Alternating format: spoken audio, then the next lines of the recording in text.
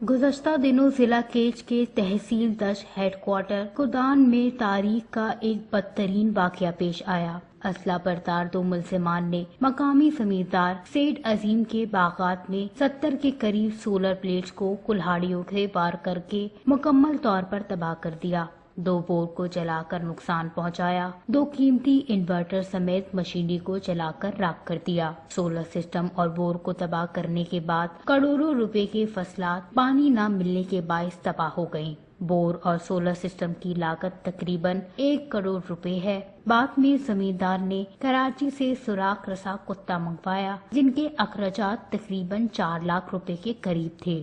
سوراخ رسا کتے کی مدد سے دشت انتظامیہ اور علاقے کے معتبرین کی موجودگی میں ایک ملزم کا سراغ لگایا گیا۔ سوراخ رسا کتے جائے واردات سے ہوتا ہوا ان کے گھر تک جا پہنچا۔ اس کے بعد لیویز اہلکاروں نے ثناء اللہ نامی ایک مجرم کو گرفتار کر لیا، لیکن واقعے کو 10 دن گزرنے کے باوجود انتظامیہ اور لیویز اہلکار واردات میں استعمال ہونے والے موٹر سائیکل اور مجرم ثناء اللہ کے دوسرے ساتھی کا سراغ لگانے میں تاحال ناکام ہے۔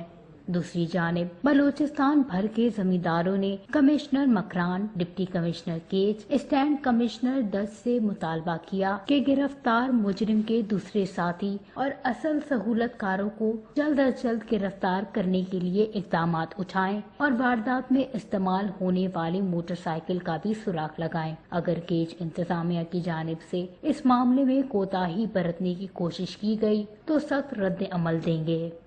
وش نیوز، دشت، بلوچستان۔